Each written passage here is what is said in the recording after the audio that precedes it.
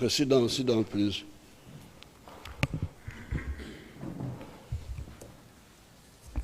So how do we start? Yes, good morning, Your Excellency. Allow me to thank you for hosting the media fraternity today. Before you, we have approximately 40 personalities from different media houses. We have representation from the online journalists. We have the print media represented here. We also have the broadcast media, that is TV and radio. Your Excellency, as you're aware, we have quite a number of radio and TV stations, and we couldn't bring everybody, of course, to this room, but this event is being broadcast live on UBC and other broadcast stations, and hence the participation is nationwide. Allow me, Your Excellency, before we start, just to introduce some key government officials with us. We have the Right Honorable Robin Nabanja, the Prime Minister, who has joined us today. We have the Honorable Chris Baryomosi, the Minister of ICT and National Guidance. Thank you, sir. We have Mr. Fono Pono, the ED of the Media Center.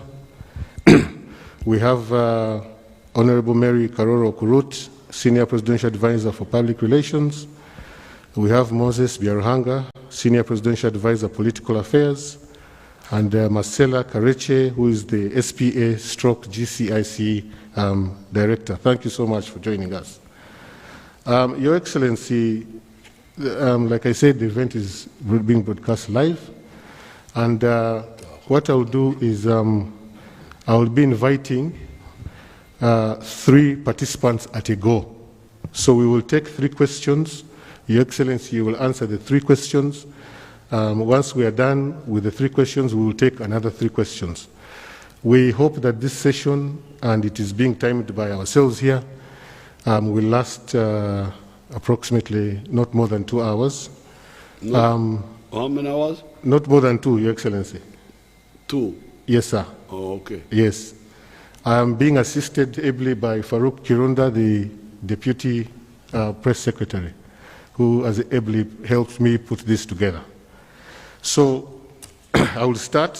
The first 3 questions will come from Medi Nsereko, John Lumu, and Stephen Busulo, in that order. Ladies and gentlemen, I ask that you ask 1 question in the interest of making sure that we get many questions as much to His Excellency and that he can answer them. I would prefer that everybody asks 1 question. Please, when you're called upon, put on your microphone and introduce your name and the media house plus your question. Thank you. Medi Nsereko. Thank you, Your Excellency. Medi Nsereko is my name. I work with CBS FM. Allow me, Your Excellency, to pose my question in Luganda, because I work with CBS. The main listeners are Baganda and they understand Luganda. Your Excellency, ensonga yange ekwata ku nsonga ya ttaka, ogoba abantu ku ttaka, land eviction. Your Excellency, tulina ministry y'ebyettaka, tulina State House Land Division, tulina Police Land Protection Unit, tulina ba RDC, tulina kooti, tulina Parliamentary Land Committee ku Magombola Government Unit naye wali ab'ettaka, tulina olukiiko, tulina akakiiko ka General Ruchams, akakiiko ka Honorable Njuba, akakiiko ka Honorable Asimwe, Susan Obo n'abalala bangi. Your Excellency, weesanga ku ground ku ttaka ng'abantu babonaabona, nga kooti eteekesa mu nkola amateeka, ate nga poliisi eno kikola, poliisi n'egenda kuteekesa mu nkola kooti kyesazeewo, ate baradisi ne bagaana. Your Excellency, eggwanga lyagala kumanya ensonga y'okugoba abantu ku ttaka ekwatiddwa etya gwe nga fountain owner, kino kinaakolebwa kitya abantu babonaabona ku ttaka. Your Excellency, osanga Minister ekyokulabirako Honorable Mayanja Wallace awa ebiragiro, akakiiko ka General Ruchams ne kagaana. Honorable Mayanja n'agamba gwe General Ruchams toli mu mateeka, bino si bibyo. eyo ku kyalo gye tubeera Honorable Your Excellency olwo abajja ffe tuvugana ne Museveni ttaka lyaffe ffe tuvugana ne Museveni abantu Your Excellency babonaabona ekibuuzo Your Excellency kino kigenda kukolebwa kitya ekyokubiri aboogera ne Museveni bangi ku ground bo banaakolebwa batya njagala kwebaza Honorable Nabbanja yagezezaako okujja ku ground omulimu gukoze Prime Minister weebale nnyo wala ddala Your Excellency I beg to submit. Thank you. Number 2, Mr. Lumu.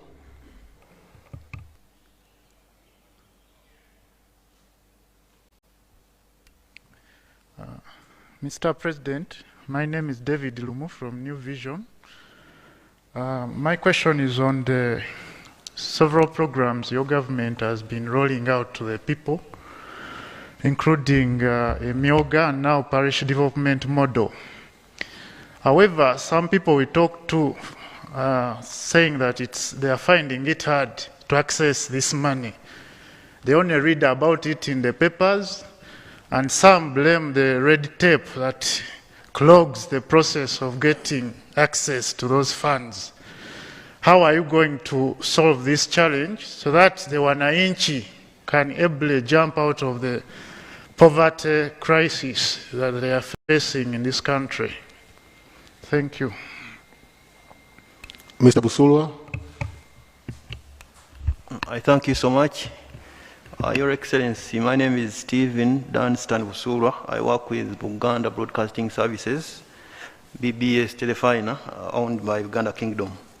Your Excellency, your government has on several occasions been accused of gross human rights abuses. This is partly or majorly caused by suspects spending long periods of time either in police cells or... No, repeat, I've not heard. The name, Your Excellency? No, the question. The question. Your Excellency, your government has on several occasions been accused of gross human rights abuses. Oh, okay. This is partly or majorly caused by suspects spending long periods of time either in police cells or on remand in several prisons, Your Excellency. And one cause of this is suspects take long to get fair hearings or justice in court because the investigating agencies like the ODPP, the Office of the Director of Public Prosecution, or the CIID either take long to investigate these cases conclusively, thereby creating a lot of case backlog in the courts of law. You have created, or the government has created several agencies, including the State House Anti-Corruption Unit, headed by currently Brigadier General Henry Isoke, who is doing a commendable job because the unit is causing arrests every now and then. This also applies to the IG, Inspectorate of Government. But when the cases reach courts, a lot of time is taken before the cases are conclusively investigated and handled and disposed of. What are you going to do, or what plan do you have, Your Excellency, to make sure that we get enough manpower or we get enough staff in those investigating agencies like the ODPP and maybe the police CIID so people can get justice in due time? I thank you, Your Excellency. Okay. Now, I will not answer the first question in Uganda because my Uganda is not so good, because I want it to be clear. The problem of land is caused by the original sin of Mairo. That Mairo is a big mistake where the colonialists came and took huge chunks of land, that land that was occupied by people, and they made the occupiers what they call abasenze. Then there's the nine taka landlord. Over time, these landlords have been selling to new landlords, but they sell land with the people who are there. They are also sold. It's a type of serfdom, really. So when we came, Idi Amin, 1975, had put out a decree which had abolished this Mairo land. But as you know, governance by decree is not correct. Because Mairo land was created by the decree of the British, and now Idi Amin had used another decree to abolish it. Now when we came, we said, no, we can't use the decrees. We need to negotiate politically with the people involved and legislate. So what we did in the CA, we actually brought back some of the reforms that had been done by the governor in 1924, 1928. There was a governor, I think it was called Micho. Because originally when the Mairo was started, it was very, very, very bad. These 1,000 chiefs, these traitors, the ones who had betrayed the freedom fighters, the collaborators, Apollo Kagwa, this one, who had worked with the British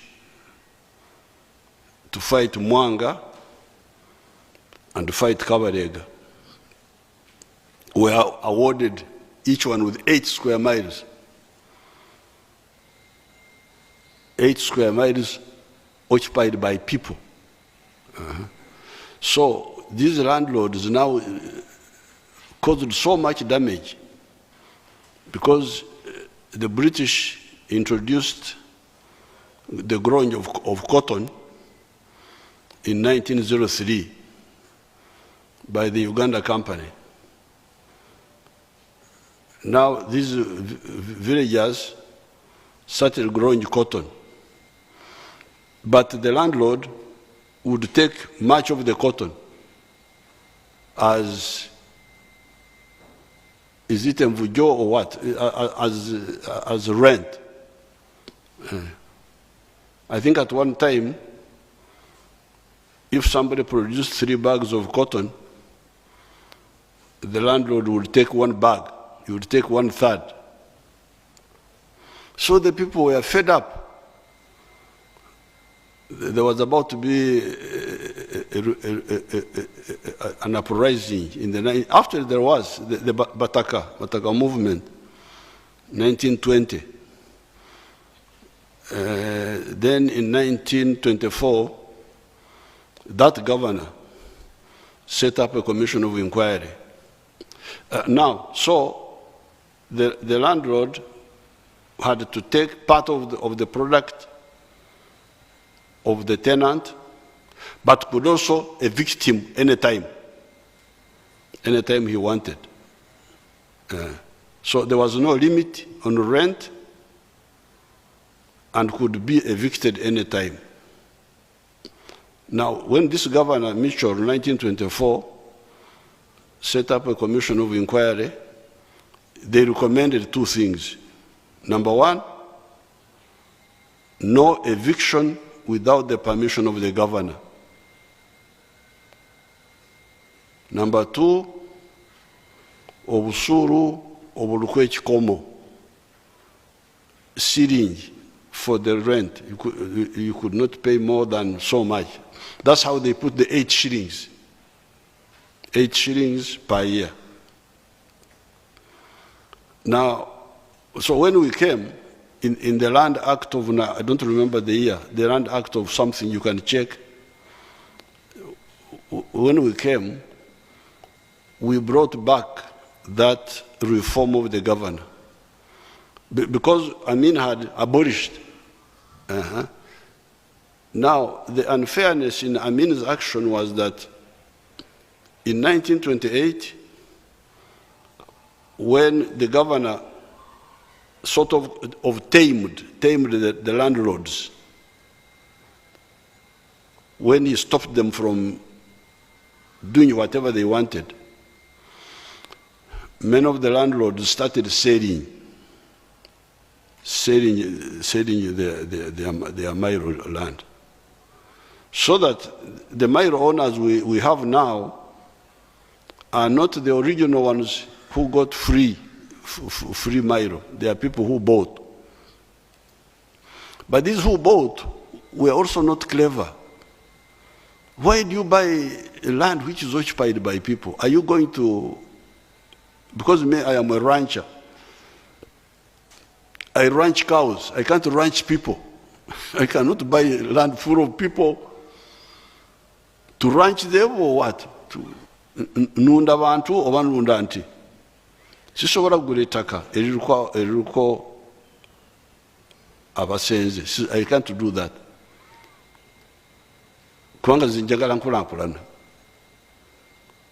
Ate bwe mba njagala nkulankulana, kulwaki ngula ettaka eririko abatuuze. What will I do with them? Now, the idea was that you can kubagoba. But even the governor in 1928 had seen this problem, said no.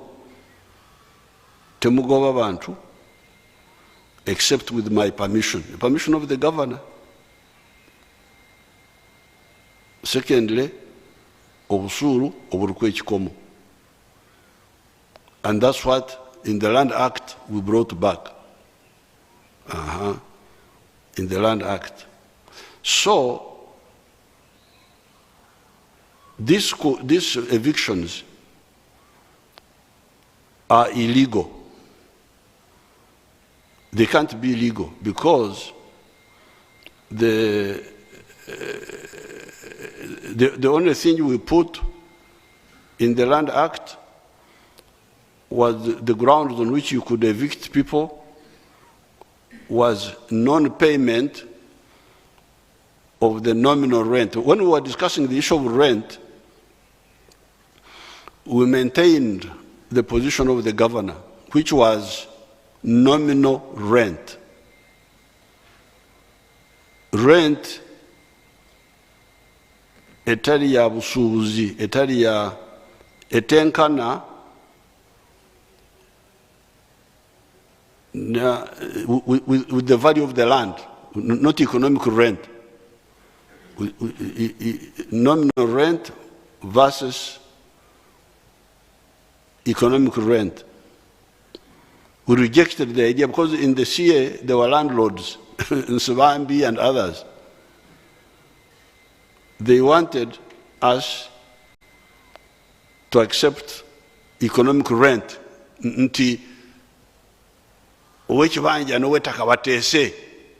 That's what they were saying.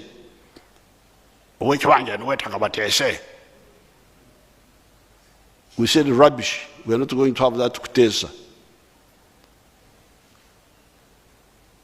The government says the rent you pay is the other one of 1928, more or less the nominal. Nominal, nabagamba olubali bawogana kwecho.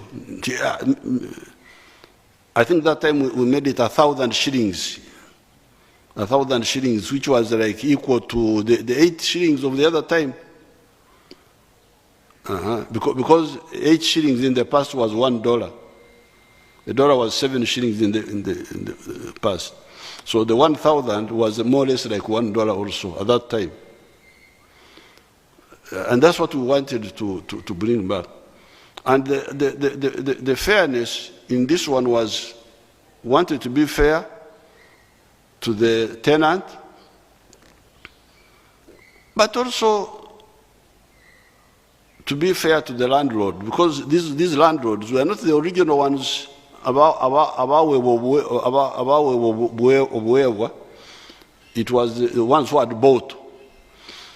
Wanted for them to be patient, so that when the government gets money, we set up the land fund. That's why we set up the land fund. nti esawa bw'enaatuuka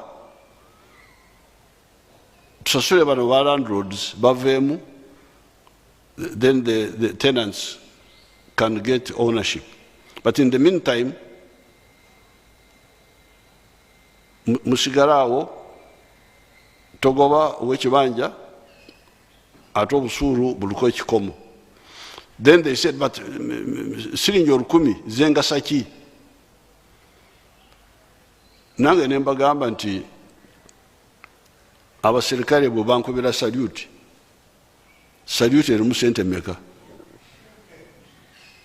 When you see soldiers saluting the senior, a junior saluting your senior, salute erimu sente? Terimu sente, naye it is akamanyiso nti I acknowledge you are my.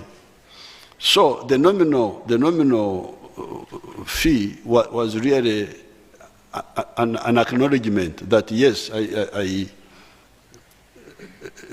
know you are the owner until we compensate you. Because it shouldn't be really the people, it should be the government to compensate these landlords and they go away. But the problem is that these people tebawuliriza. They don't listen to the NRM, because the NRM strategy was win-win, landlord, tenant. Yenkola yaffe tugezako okukwataganya abantu abalina interest ezitakwataganye bulungi. But there are people who think they are very clever. Ebyaffe babizimuula tebefaako. So then they go, they use courts, they do what? The corruption, judiciary, what have you. So this is the Kavuyo you are talking about. Because they don't listen to our strategy, which was a win-win. Ow'ekibanja asigale ku kibanja kye, naye ow'ettaka naye tufune engeri gye tumuyambamu okukola ebirala eventually, so that he leaves obwanaini to the kibanja people. So that is the Kavuyo you hear. Now, when we set up groups, sometimes they get confused. Now, Mayanja is, because Mayanja is both a lawyer, but also a freedom fighter. So I will have to come in and see, assess each case. But the problem is that one, obutawuliriza strategy ya NRM of win-win for the landlord and for the.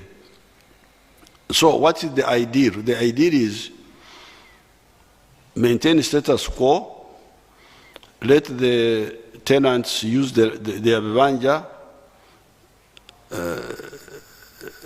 fully. If they can kwegula now, do it privately, they can do it, but wait for the government when it has got enough money on the land fund to be able to compensate these landlords. Of course, the economy had so many problems. We had so many things to deal with: the roads, the electricity, the security, the schools, the health centers, because the economy had also collapsed. So the question of why have you not put enough money in the land fund is because we had to do other things. But the plan is that one. That is our plan. So akavuyo ako kava mu butawuliriza okuwabula kwa NRM. Everybody thinks he's very clever. This one is, oh, this one corrupt people. Then,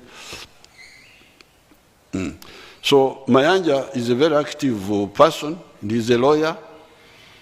I don't want to judge in each case whether what, but that is the confusion, and it's mainly in Uganda here, because in other areas you don't get the same problem. because in other areas, in Ankole there were a few Mairos also. There were a few there. But with the Banyankole, you can't come to tell me that ulimukamo wange kutaka. No. You can't say it. Do I sleep in your house? You were not there to tell me that you're landlord. God is the only landlord here, not you. So even the Mairu Nankole people just gave up and they can't talk about it. That system is only here oppressing our people in Uganda here. And you find some of the people supporting it, they think this one is Enono Buganda. This is not Enono Buganda, this was land taken from our Baganda people and given to a few collaborators originally. If it was the original collaborators, would have confiscated the land without compensation. But because there was the issue of the people who bought from the other ones, that's why we had to say it's better we have a win-win. Because many of the people bought. It was a bad system, but it was illegal. It was there.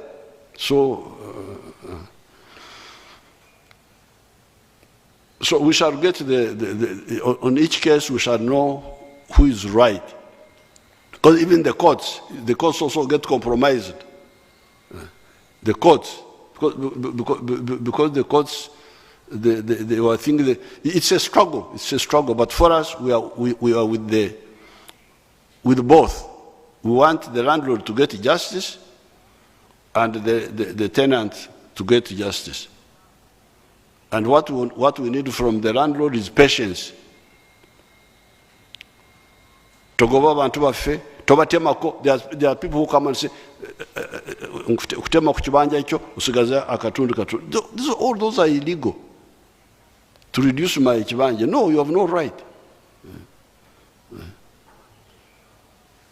Now, on the issue of the PDM and the Myoga,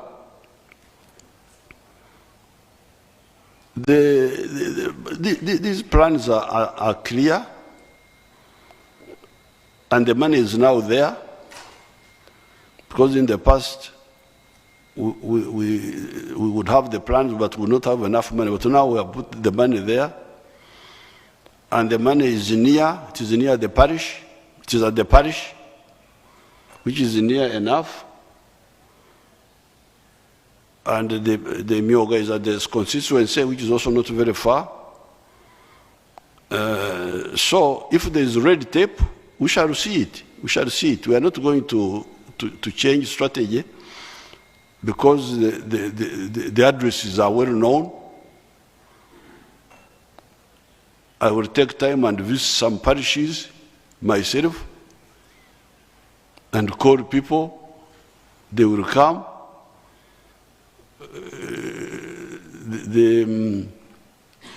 I will find out who is playing games. You know, once you task and you deliver, the rest is easy. Because if there is anybody playing games, we shall get him. Because the parishes are known, the constituencies are known.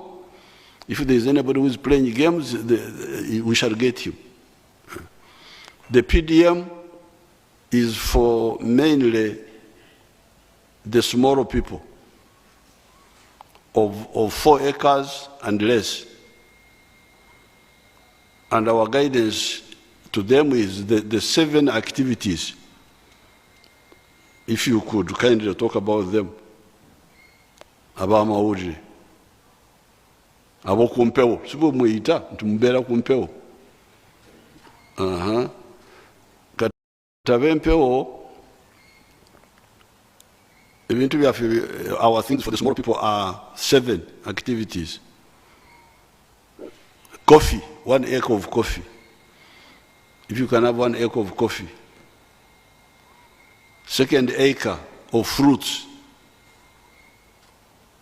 especially mangoes, oranges, pineapple, for the lowlands. For the highlands, they can have apples, they can have grapes. Second acre. Third acre, omuddo, pasture for zero grazing cows. Ente munana mchiyumba, emanju. Omuddo in 1 acre. Fourth acre, food for the family. Whether it is orusuku, whether it is banana plantation, whether it is cassava. Then a manju at the backyard, poultry for eggs. Then a manju for those who are not Muslims and not traditional Banyankore, pigs. If you see Banyankore eating pigs in town, you put a question mark on them. I've seen some Banyankore eating pigs. I've never eaten pigs in my life. So,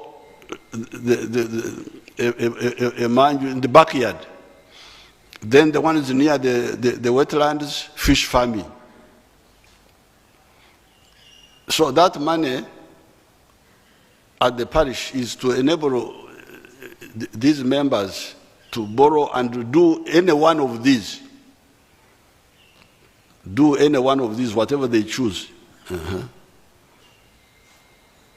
Whatever they choose. You borrow and do any one of these. Now you can see these 7 are what we call intensive agriculture. Intensive agriculture is where you use a small area to produce high value. These are high value crops. From 1 acre like coffee, if you do well, you can even get about 18 million shillings a year from 1 acre. And so on, fruits the same. Now, there are other crops which we need. Maize, we need maize.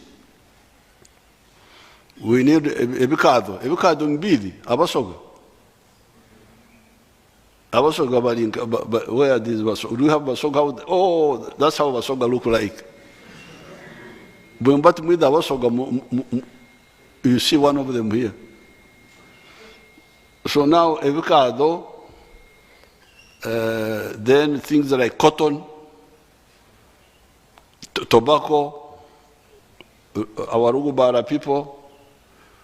Now those are products of extensive farming. From 1 acre of maize, you will not get much money. You will get about 800,000 shillings a year. Coffee, 18 million. This one, 800,000.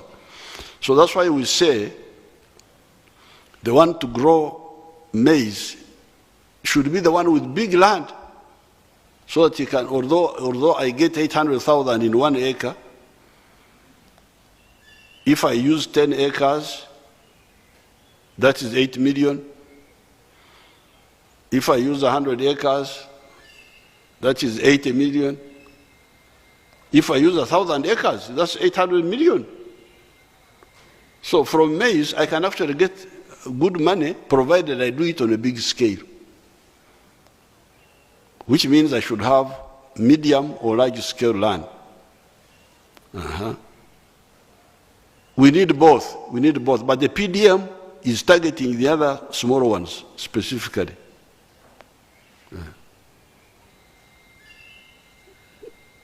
Kubanga nze Museveni tumugenda kusanga Museveni mu PDM. Nti Museveni asimbye line mu PDM bamuwe ku sente za PDM. No, that's not for these nabanjas. Abanabanja bagenda mu UDB, mugende mu UDB, mwewole. That's their address. Because there is money in UDB, cheap money for agriculture, for manufacturing, not for nightclubs. So if you want to borrow for nightclubs, Jirori Indako.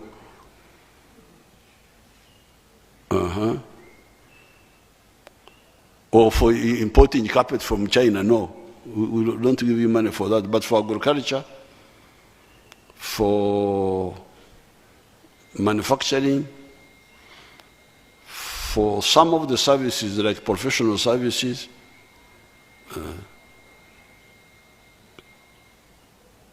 even our young people of music, we are going to add them on because so therefore, me, I'm not bothered. Ogwafe tukoze okuwabula wekuli. We have guided. The money is now available. We know where the money is. So if there is anybody misusing that money, we shall get him. We shall get him.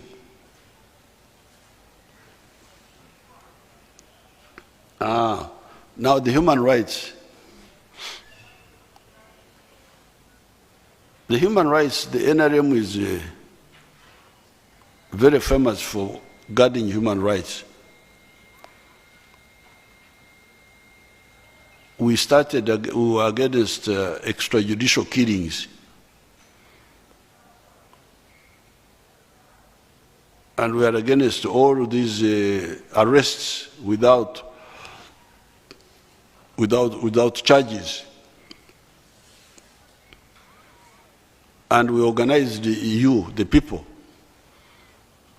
You are all organized from the village, LC1, these are all elected people. So if there is anything who violates, anybody who is arrested must be coming from a village, must be coming from somewhere. And those structures should bring it up, and we follow it up. If there is anybody who violates any rights in Uganda, there is power everywhere, popular power, elected people, LC1. They should be able to bring this one up. This is not to talk of the MPs and other people who are all councillors. I would encourage them to bring up all these issues. Even the issues of land eviction. These elected leaders should bring them up. They should really learn to do that. If you want to keep popularity, you bring up the legitimate issues of your people. The legitimate. Don't bring up illegitimate. If people are doing bad things, don't support them. But if they are right, you bring them up. So that should really deal with the illegal arrests and all that. Now, the issue of staying long in prison, that one is, I think that one, I know why. The main reason would be the number of judges and magistrates. At one time, it was not enough. Why did we not have enough? Because we have got so many other things to do. The roads, the electricity, the budget, the money comes now. The issue of having more judges, that means more money. So what do? Do we put, that's why we said, no, let's first deal with the roads. If you look at the budget, you'll find that at one time, the budget of Minister of Works, you go and check. At one time, the Minister of Works had a budget of 6,400 billion, while the one of Judiciary was 300 billion. Not because we didn't know that Judiciary needed more money, but because we have got so many things to do, and there are things which you know, once you do, it will help you to do other things. If you have got more judges, but no electricity, how will the economy grow? let's start with, yes, have fewer judges for now, but have electricity, the roads. Now we have paid the scientists. You have had our quarrel with the scientists and the other people. We have to start with the scientists because they are the ones to back the economy to grow so that you can do other things. So the human rights, I think the infrastructure is there. Let's use it. Let's use it. Anybody who is arrested illegally, was he arrested in Uganda? Yes. From which village? Rwakitura. Does Rwakitura have LC1? Yes. Why doesn't the LC1 bring it up? Does it have a councillor in the area? Yes, there is a councillor. Does it have a member of parliament? All those, they should bring up all these issues. The structures are there, but if they are not used, then you get all these, even if the policemen were corrupt, because the policemen can be corrupt. But the antidote for corruption is already there. The elected people, the LC1 was elected. The councillor was elected. The MP was elected. MP, not one type, different types. Man MP, woman MP, PW MP, the other one is what? Youth. All those, why do they not defend their people?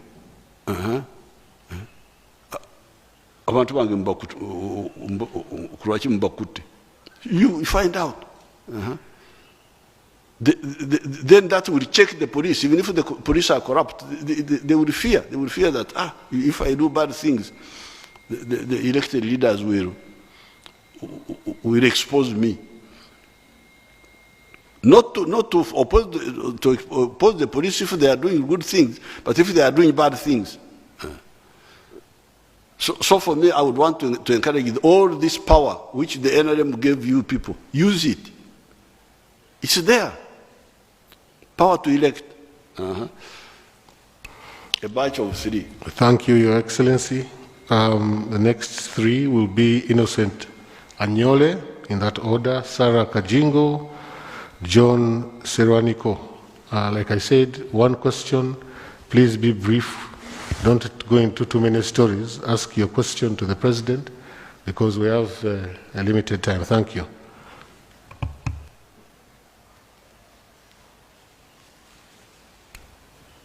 Is Innocent here, Anyole?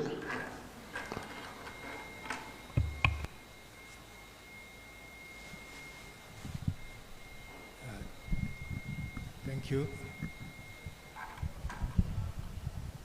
Thank you, Your Excellency. I will prefer to use Lusoga. My name is Anyole Innocent. Nkola ni radio Busoga 1. Eyagandi wa idinda. President, eriye ibanga eribise nga Busoga na butwe tuli kwogera emanikwanga ekitundu ekirimu obwavu. Lwasemba okuba ekyando ku lunaku lwa Bishop Hannington, ensonga eyo bagikoonaku weewuunya obwavu obuli e Busoga. Abasoga babaire mu kulima bikaado esizoni edde einuma, aye bali otyo omulanga gwe babakubiriza ng'oli mu campaign ogw'okuba nti tibalima bikaado ku itaka itono baaguwulira kuba olwaleero n'ebyuma byene bizira bikaado. Your Excellency, okuba nti Abasoga baava mu kulima ebikaado ate nga ekyokuyiza ku bakizira, twajja twafuna omukisa nga tulina ekyobugagga eky'eitaka kyebeta rare metals mu districts nga Bugweri, Bugiri, Iganga ne Namayingo. Buti olw'omukisa guno oguliwo ogw'okuba nti ekyobugagga kino kiri mu Busoga, awo wembuukiza Your Excellency, gavumenti eyambye etya Busoga eno okozesa ekyobugagga kino ekiri kwetaagisibwa ino mu nsi, twena tufaanane ku nga Bunolo erina amafuta ate yabanga efunye omukisa ogw'okujja mu maiso okufuna enguudo n'ebintu ebindi kamaala ebigire maiso okukulaakulanya Bunolo.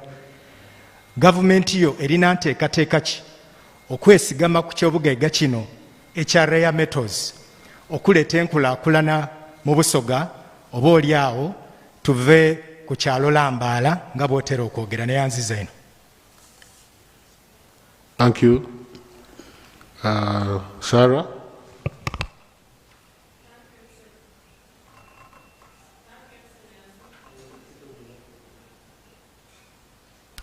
Thank you, Excellency. My name is Sarah Kajingo, Editor-in-Chief of Soft Power News, an online news outlet I founded, and I represent professional services sector at the Private Sector Foundation, which I've also had the opportunity to be elected as Vice Chairperson. So my questions, Excellency, will be about business. Whereas you've done a commendable job on industrialization, on integration of markets, and we had the opportunity as private sector to join the government teams that were in Democratic Republic of Congo, the Sudan and the South Sudan and other areas on integration of markets. In Uganda, there is lots of diversion on radio, on TV, talk shows, and among some politicians who are engaged in lots of politicking January to January, when Ugandans should be focused on PDM, on agro-processing, on indeed benefiting from these value chains, and government and the Right Honorable Prime Minister is all over the TVs and radio stations encouraging people on the parish development model. There is so much noise on politicking and planning for 2026, which is diversionary. Your guidance, sir, on that one. The second and my last is on the definition of the local content law.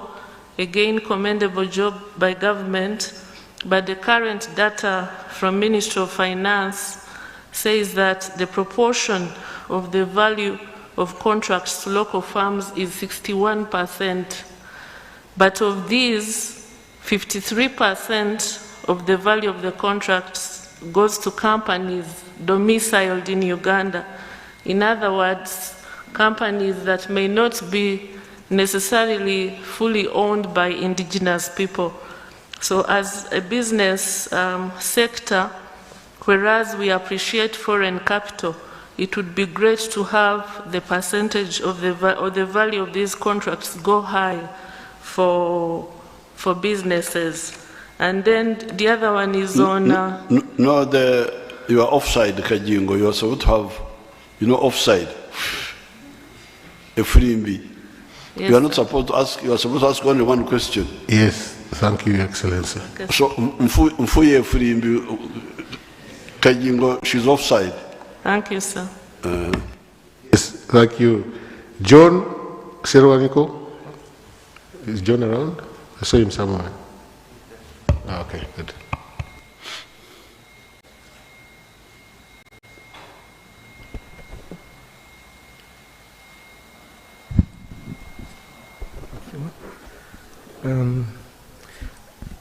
Okay. I'm called John V. Serwaniko. I represent mulengeranews.com. We do news online. And I would like to begin by appreciating the conveners of this event and suggest that it must happen more often as possible.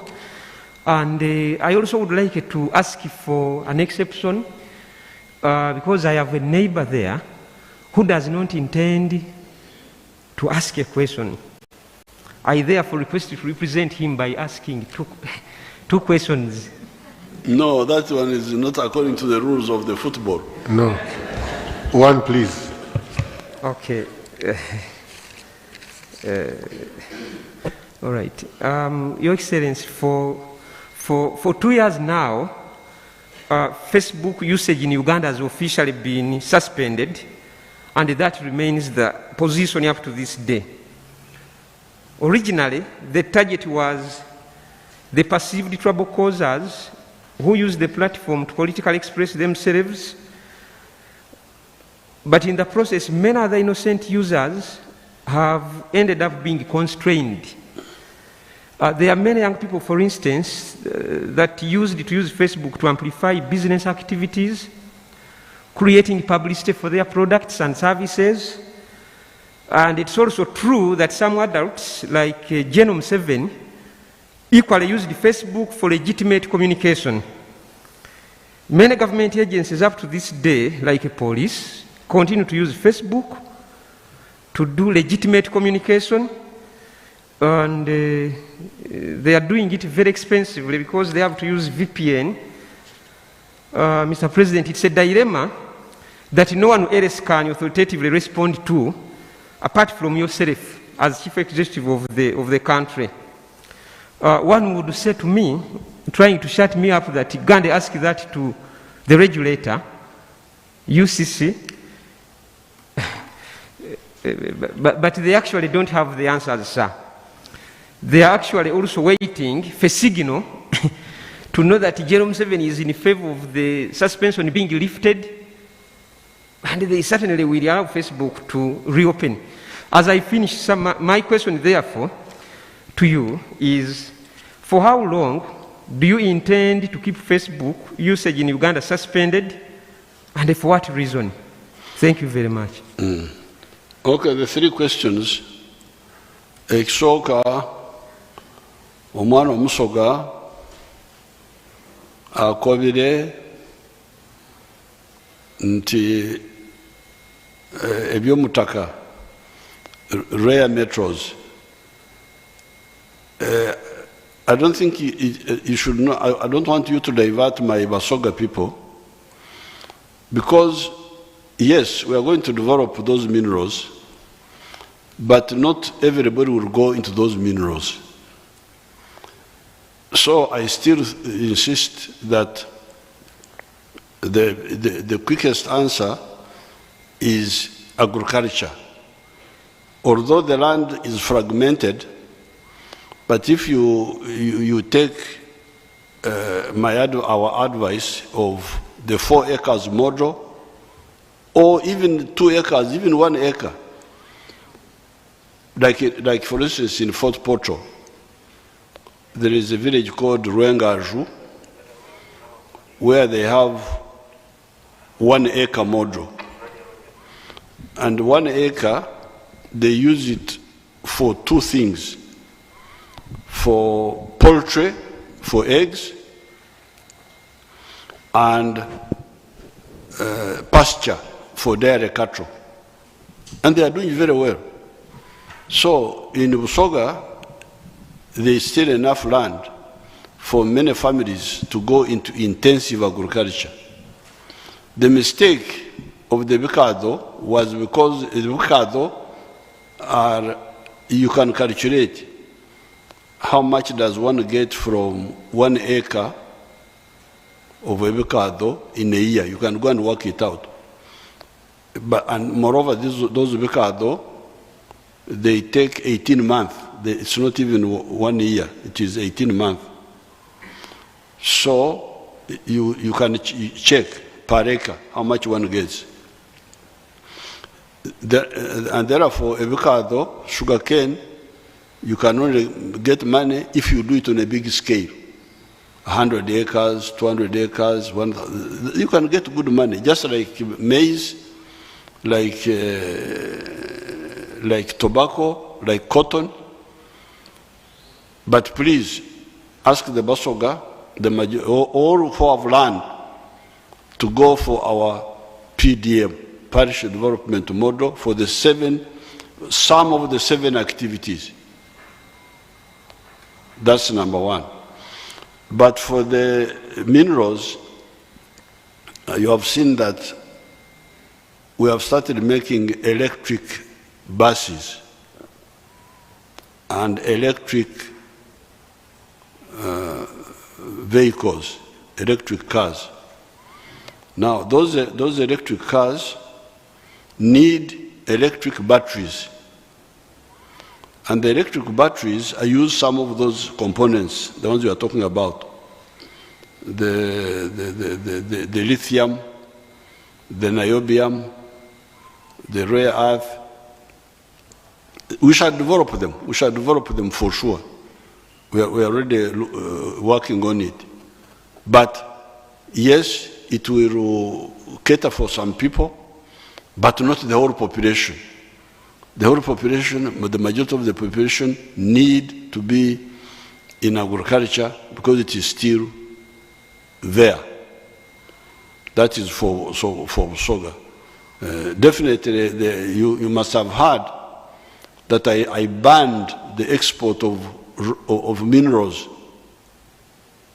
I banned it. I banned the export of minerals because I don't want to be part of that betrayal of Africa, where African wealth is sold for others to become rich. But still, the minerals, even in Bunyoro, what you are talking about, not everybody will go. How many people will go to the oil field? Yes, they will benefit from the oil from agriculture. If you are in agriculture, you produce eggs, you sell to the ones who are working in the oil fields. That's what my people in Bunyoro, in Busoga, should do. Now, diverting people, Sarah Kajingo. Yes, these radios, but I think our own radio, UBC, should set its own example. Leka bano abatafa ku bantu baffe bagumaza ndowooza Muganda kita ugumaza to divert people. Let our own UBC bring programs to educate the people so that abagala kugumaza babereyo bagumaza. Like we have got our own radios like Buked and so on. They can okuwabula, they can advise, guide, and people in time will judge the one who is their friend and who is just using them. Now, Sarah Kajingo ayingide mu mutego, because she's trying to make a distinction between companies owned by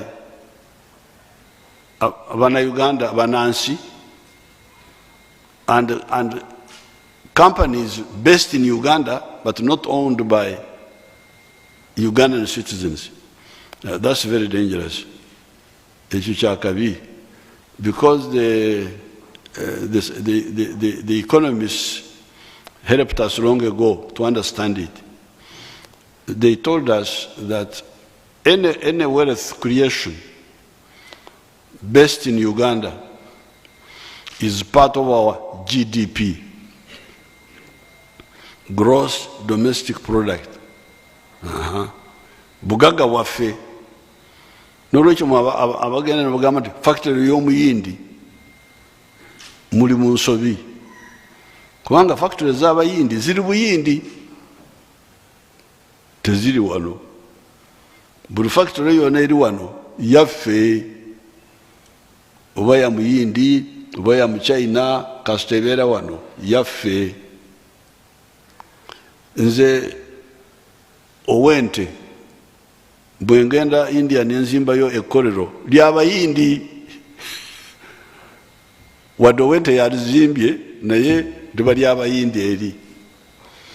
So now what Sarah is trying to do is to distinguish between what they call GDP and GNP, gross national product.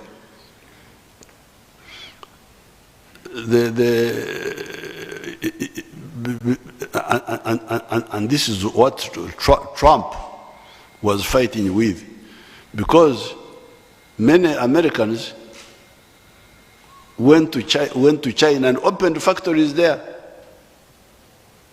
So the factories of the Americans in China were part of the GNP of the Americans, but zigagawaza China. So Trump yali akivumirira nti the Chinese are taking our bwaffe. So please, don't discriminate.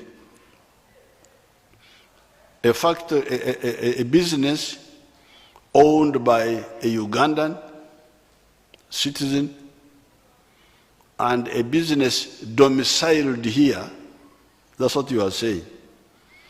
Domiciled here, but owned by a non-Ugandan, zona zaffe, byonna bya bugaga bwaffe. For instance, I can tell you that you have seen in Mbarara, there is an Indian who owns a factory of milk there. Is it called Par or what? Bugaga bw'Abanyankole. Omuyindi tumukozesa bukozesa. Yatuyamba buyambi naye ekkolo lino lyaffe. How? Let's assume that factory has earned $100 million in a year. Omuyindi oyo asooka n'agula amata gabente. Omuyindi talina amata ge. Omuyindi takama mata. Ajja Rwakitura n'agula amata g'abana Rwakitura. Ku miliyoni ziri 10 tugabanyeeko abakama amata. Ab'emmotoka bakiyita ki? Transporting mu Luganda.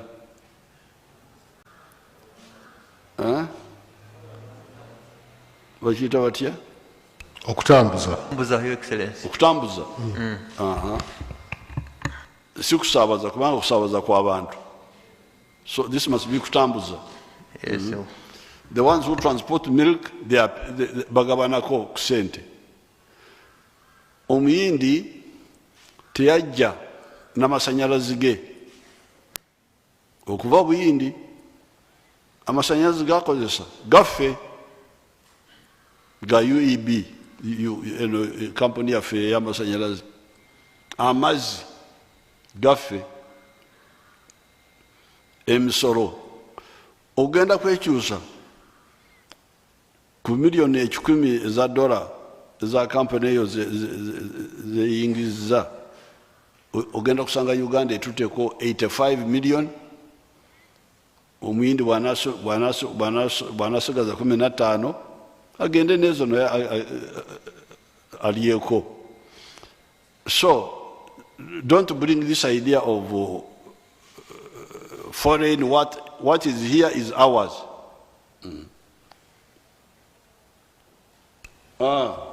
Facebook, yes, because Facebook balina ejogo.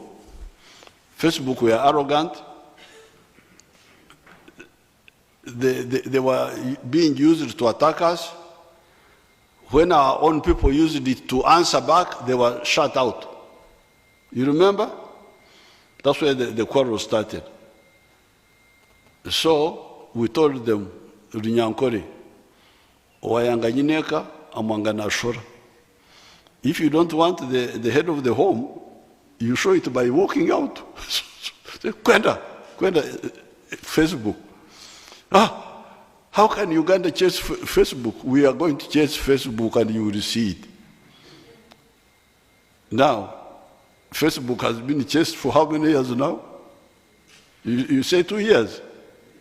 Kati bwembuza. Boda zitambula, nti boda zitambula.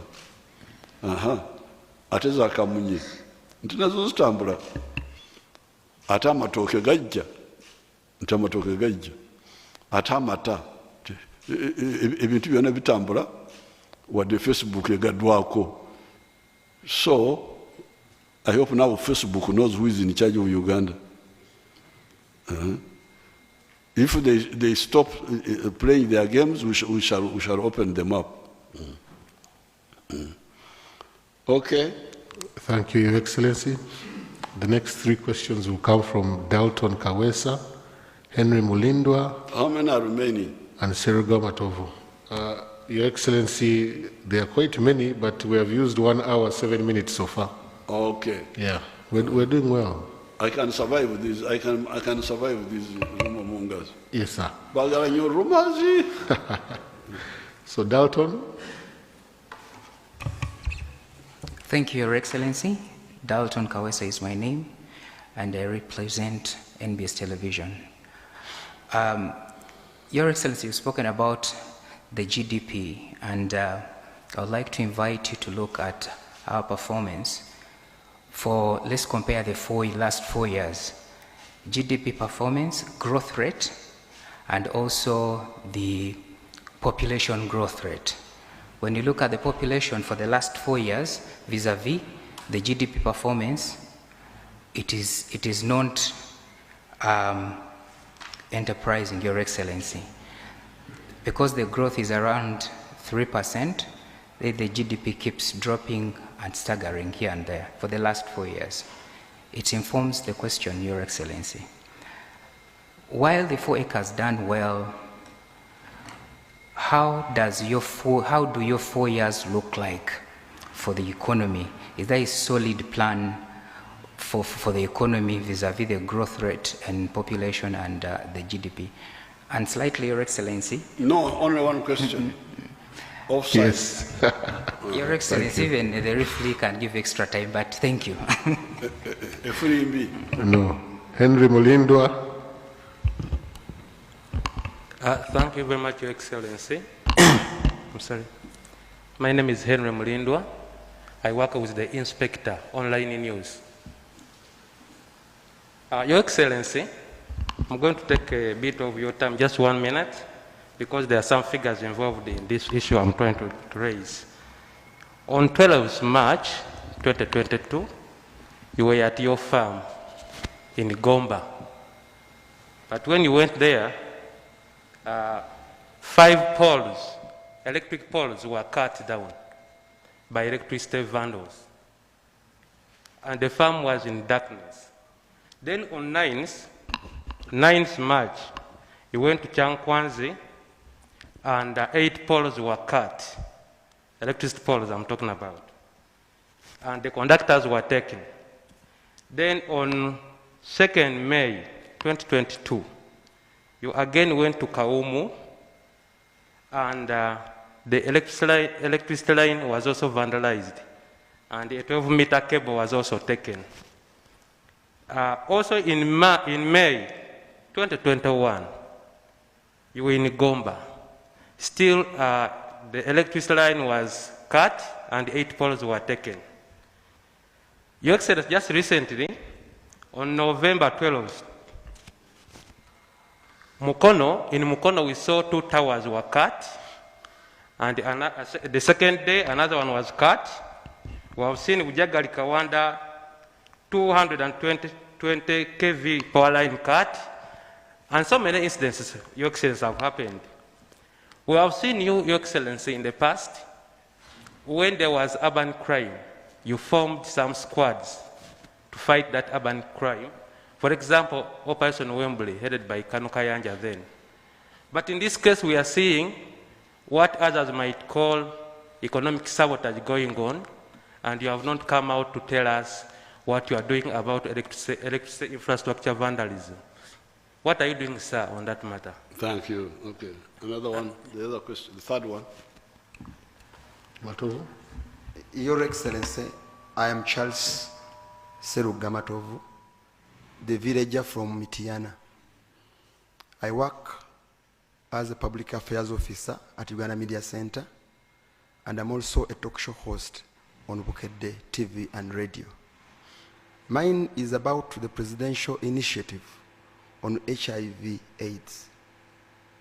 We are remaining with only 8 years to make it 2030 when you say what you talked about, and you said by that time we shall have fought AIDS and must have run out of this country.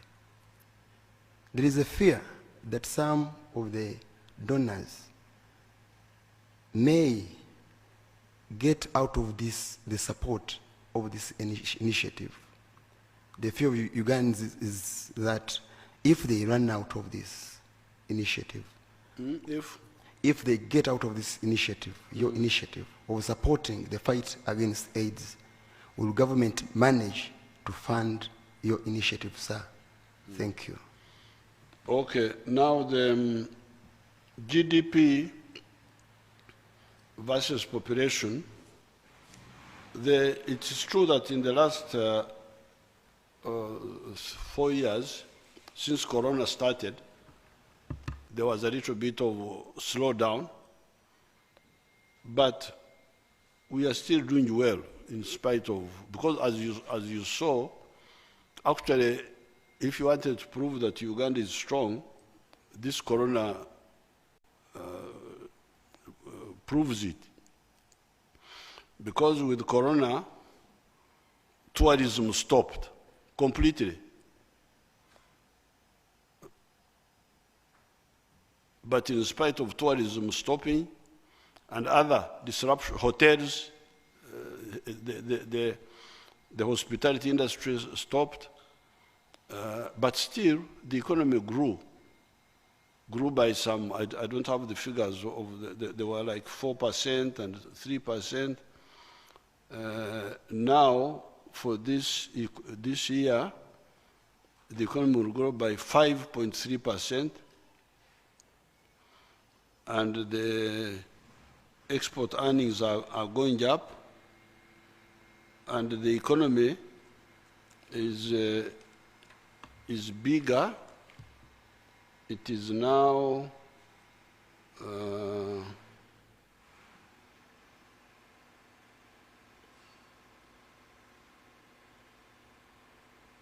I think by this end of this year, financial year, it will be about $53 billion.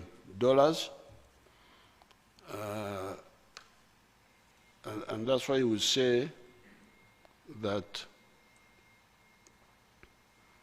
Uganda has entered the middle income status, because the middle income, then the population is about 43 million. So now the figure is per capita is 1,000 something more above the $1,039, which is the minimum. So it's a bit, it was a bit slower, but still good enough and growing, and actually proves that Uganda can withstand anything, because this Corona was very serious. The only little problem that had come up was the one of the drought, actually. The drought was more of a problem, because it affected food supply. But we are handling that now with irrigation. So with irrigation and and with all the other things we are doing, the economy is doing well. It was a slowdown, but it was not a stoppage. Vandalism, I have not come in the issue of vandalism of electricity. I'm still Minister of Energy, I'm handling it. But surely, if necessary, we shall handle it, because you will hear those, if once we come in, those vandals will not like it. Once I come in, I can assure you they will not like it, because some of them will be maybe underground. If I come in, 6 feet under.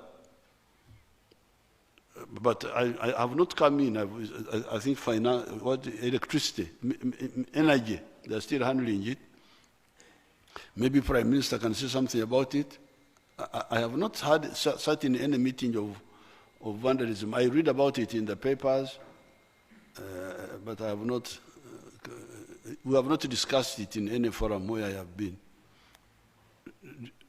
Bana bakutema masanyalazi.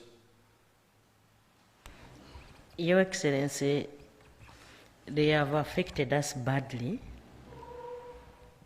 This question is so good, and I request that you interest yourself. We have had a number of meetings, and we have also involved security, like police, but when you come in, I think we shall fight these together. What have they done so far? Your Excellency, the line from Bujagali was permanently down, and recently they also cut this line, which is in the sugar cane of this Kakira side. And there is when UGCL could not supply us with enough energy. It's economic sabotage, Your Excellency. Okay. Okay, it will be solved. Because are the power lines in Uganda or in Congo? The one who was asking, who was it? They are here in Uganda. If they're in Uganda, they will be handled. They will be handled. Now, HIV/AIDS, if the donors will go away, what shall we do? We shall manage. We shall manage. We shall manage. We shall manage. Instead of building more roads, we shall build less roads and look after our AIDS people. Thank you, Your Excellency. Like I told you, we had some questions from the upcountry stations. We will ask the team to play them. I think there are 4 questions, correct? Please play them, yeah?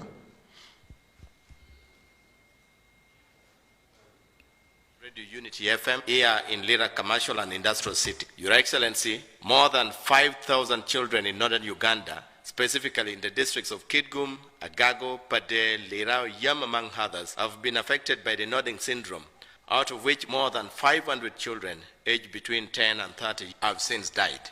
Ugandan scientists, led by Dr. Nzivua Sylvester of Mulago Hospital, have established that it's a neurological disease of children characterized by an abnormal deposition of protein in their brains. These findings have already been published in highly acclaimed scientific journals. My question, what is the government doing or has already done to support these scientists to find the cause of this disease? Because if you go to any of those families keeping these children, Your Excellency, you will obviously feel touched. It is a very big problem. I've seen even scientists here in Lira University trying to find a way of making recipe that can help these children feed normally. But the situation is not good at all, Your Excellency. I would want to know what the government is doing to help scientists who are trying to help these children. Thank you so much. Webale mnongo mwembezi wihanga izina lyanje ndimore mugabirwe ninkora nabona FM omu district ya Rukunjiri enshuminje hingwire okagambira abantu muri burengero bw'izuba bwa Uganda okurwo mbishara bakarikiraho kuhingamu okugira ngo bareke kubishisha abantu bakiciriza ebishara babirugamu akandi tubakingamu abo kuba kandi bahingamwe mondi na nebindi bintu ahibabire nibihaka sente konka hata bakabereka tubakingamu hata abantu nibebuza government ebatebekanisize ki ekyo kwisha kubayamba abo kugira ngo hata tubakikozesa bishara ngo kuwa baragire kurugamu ndimore mugabirwe ninkora nabona FM. Thank you, Mr. President. Thank you, Your Excellency. My name is Gaetano Pamako. I work for Radio Patches in Arua. One question from me, though I would love to ask more questions because West Nile region faces quite a number of challenges. But one major issue of West Nile has been to do with the poor and dilapidated state of the road between Nebi and Oluyo, and also the road between Koboko and Moyo. Mr. President, these particular roads currently are in very poor state. How are you, as the President, concerned about these particular roads? A normal journey of 8 hours using the bus from Arua to Kampala now takes 12 hours, Mr. President. 12 hours from Arua to Kampala. Thank you. Your Excellency, erinnya lyange nze Nsubuga Robert omukozi ku UBC Nesta TV okuva mu Greater Masaka. Your Excellency, Bannamasaka n'abantu b'okuva mu East African Community baagala okumanya kiki ekyatuuka ku katale akaali kateekeddwa okuzibibwa gavumenti kati emyaka 3 nga tewaliwo kikolebwa akamutukula regional market akali mu district ey'Ekyotera ku nsalo ey'eggwanga erya Tanzania ne Uganda emutukula. Neyanziza nnyo Your Excellency. Yes, those are the questions we had, Your Excellency. Okay, now the nodding disease syndrome, when I last was briefed about it, it was being caused by the fly. A fly called what? What is that fly called? Huh? Black fly. Black fly, which usually resides in fast-flowing streams. Yes. It was being caused by that black fly, which they say likes fast-moving water. So what we did, we sprayed the streams. Now, the people who are here, the Prime Minister should note the question, because when we sprayed, I don't think there are new cases. So the Prime Minister has noted the question, and she will follow it up, because if it is the 5,000 are the old cases, the 5,000 are the old cases, then we shall see what to do about them, the 5,000. But more importantly for us, our immediate task that time was to stop the continuation of that problem. And the Prime Minister would check with the Minister of Health whether we have had any new cases.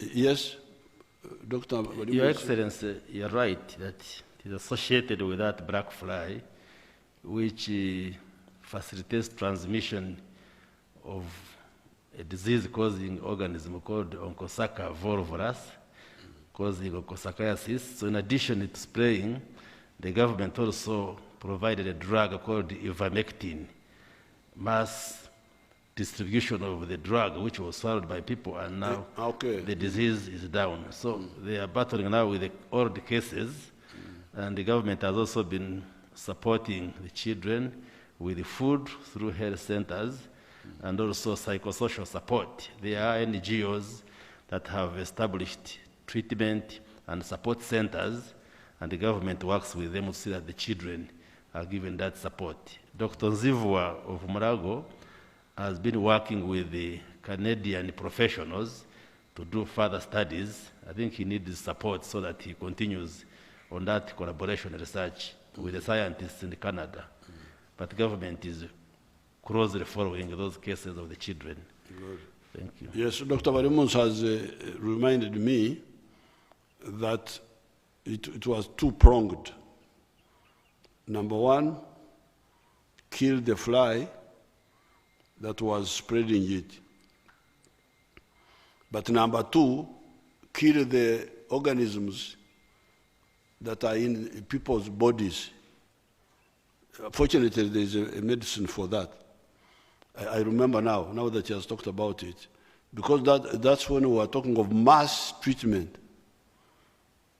Because it is like malaria. Malaria is spread by the mosquito. But if we did not have malaria parasites in our bodies, even if the mosquitoes beat us, they would have no plasmodium to spread. So in this case, the treatment, you treat the people so that they don't have the disease in them. So that even if this fly bites you, it has no organism to spread. But also we kill the fly itself. So I think these are old cases, and as Dr. Barimus is saying that they are working on getting solution for the old cases. Mm-hmm. Your Excellency, through the Ministry of Northern Uganda, we formed a task force. And I'm happy to report that recently we decided to give support to homes instead of putting them in centers where they used to be. And I think this week, the State House Comptroller supported those homes with cows, so that they can now, those children who are still there can be given food, and the cows can give an income to those affected families. Support them. Yes. Now, on the girl from Rukunjiri, about wetlands, the people who were in the wetlands, whom I told to get out and they got out, I'm very glad to hear about that. I asked the Prime Minister here to get in touch with that girl who was speaking, the reporter, so that she can show us those families and also talk to their RDCs, maybe they know. The ones who get out of the wetlands, we shall see how to support them, give them alternative livelihood. Alternative livelihood. In some of the areas, if the wetlands have got wide plains, we can even help them develop fish farming near the wetlands, not in the wetland itself, but on the periphery of the wetland, or give them alternative livelihood. The Prime Minister will follow it up with you, the girl who was speaking on the TV. Now, the one from Arua, I will ask the Prime Minister to check, but I think I had been told that the section of the road from Nebi to Oruyo was being reconstructed. That's what I think. But the Prime Minister will check and come back to you on the radio. The one of Koboko Moyo, that one we are going to tarmac it. But it's still Maram, but it is due for tarmacking. And when I was last in that area, they were already tarmacking Atiak, Zaipi, Ajumani, I think all the way to Moyo. That one was already being tarmacked. So what is remaining to be tarmacked under the refugee support program is the Koboko, Yumbe, Moyo.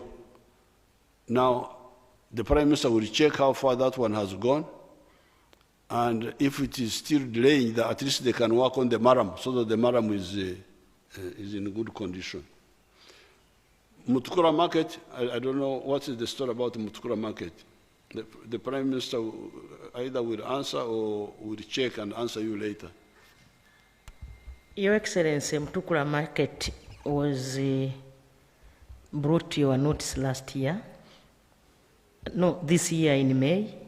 They wanted land? Yes, and land you have given them, 204 hectares, and the Minister of Lands has already gazetted that land. They wanted land from the Sango Bay land. Sango Bay land is for palm oil. We want to grow palm oil there. But we cut off some acres and gave them to the border market. So she can check and come and tell you. Thank you, Excellency. We're doing well on time. So far, we have done 1 hour, 31 minutes. The next 3 questions will come from Moses Chidandi, Barbara Kaija, and Rujendo Arinaitwe.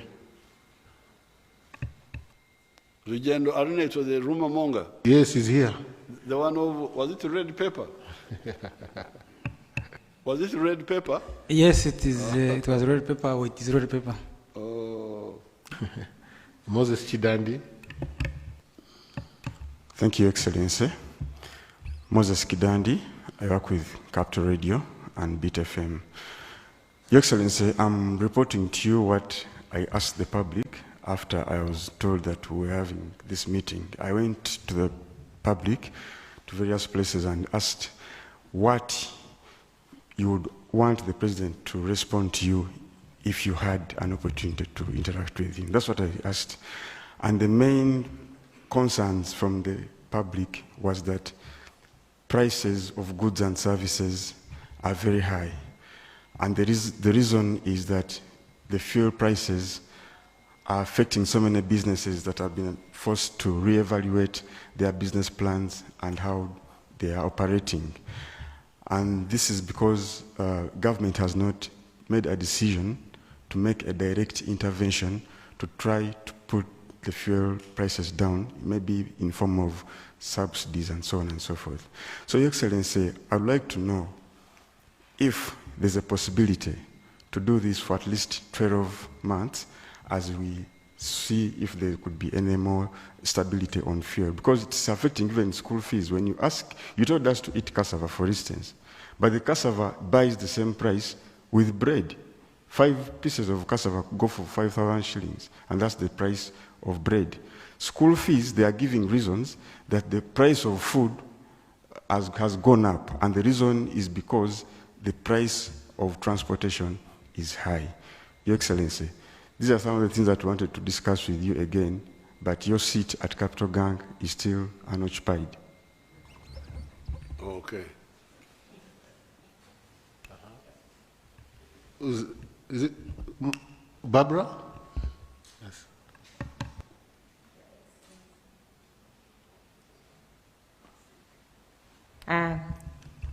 Your Excellency, thank you very much for the opportunity.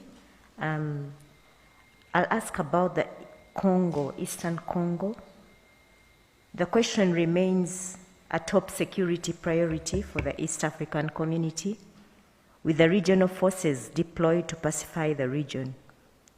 In one of the recent resolutions, it was resolved that all the foreign militia groups should return to their countries of origin. Of course, ADF to Uganda, Red Tabara to Burundi, FDLR to Rwanda. So what happens to M23 rebels? Are we seeing a full-blown war in Eastern Congo? Okay. And the other one?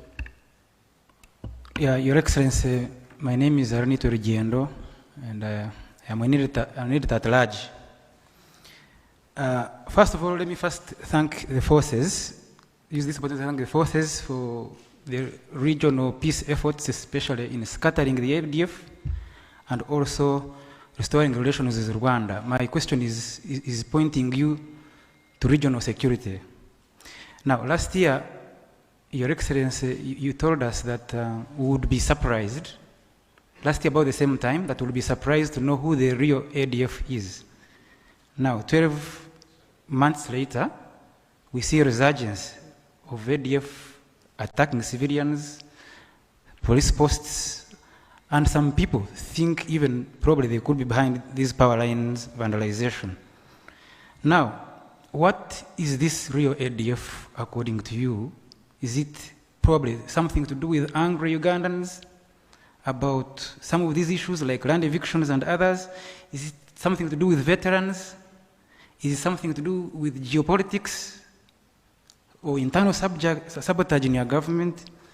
Because the reason I'm pointing you to this is that we would possibly, if we had a direction, like sort of where we know where the gap is, the problem is, so the nation would rally behind the forces to really get this problem out of the way once and for all, because it has ramifications for economics, for politics, for business activity, and even regional integration.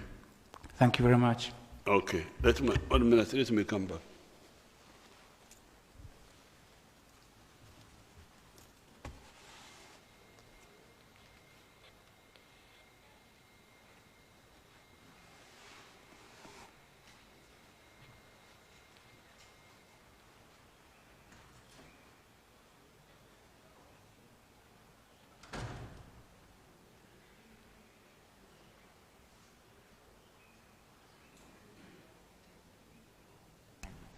Yes, I've been guided. For those who want to stretch a bit, please use the opportunity. For those who want to places of inconvenience, I think it's right through there. You can quickly go and stretch yourselves, and thank you.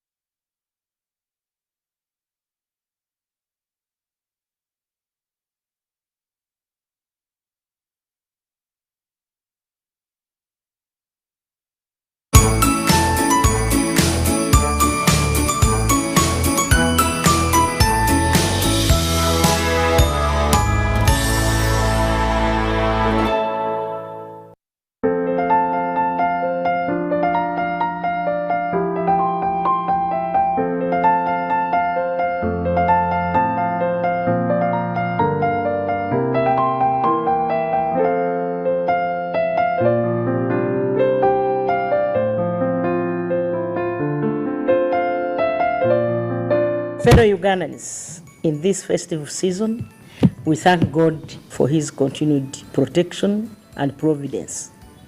Despite the local and global challenges such as Ebola, COVID-19, increased commodity prices and landslides, the year 2022 has been successful, and we have achieved a lot as a country. As individual families, communities, and the country at large, let us reflect where we have come from.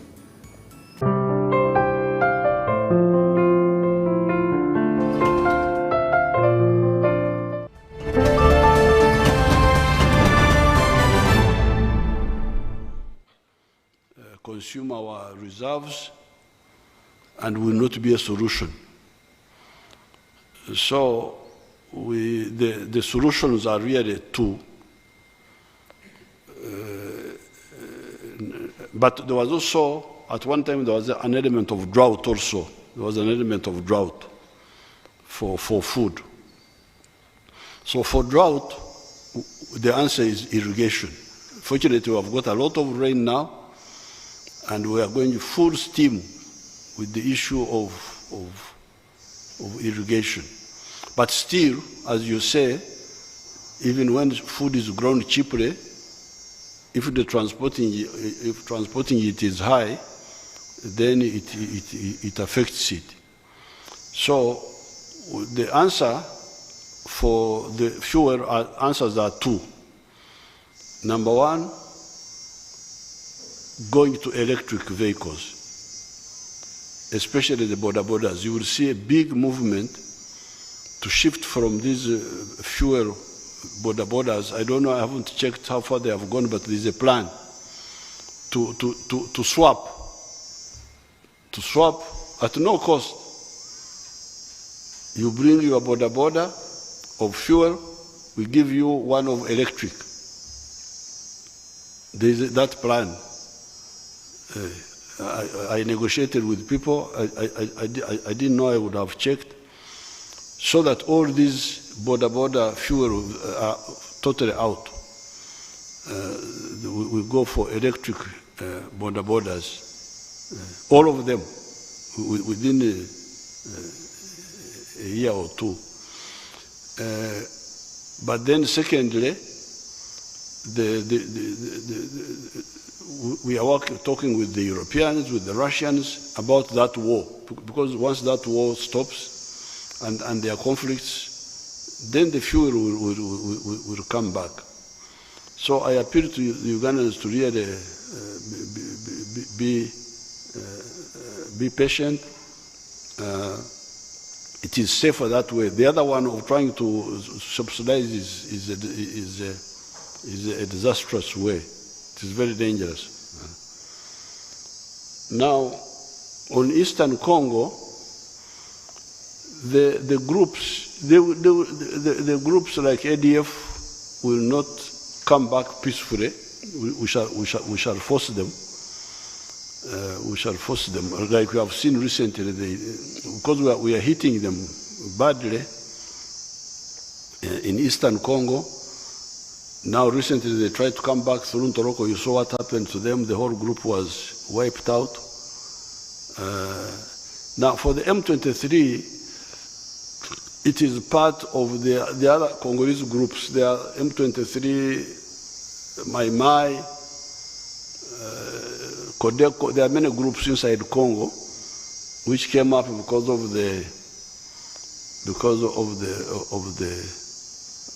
the vacuum of power there. We are encouraging the Congolese government to negotiate with them to bring them back peacefully to normal life. And if they refuse, then we shall use force on them. But otherwise, we think they should be negotiated with. Now, finally, on ADF. ADF is a group which was started by our young Muslims here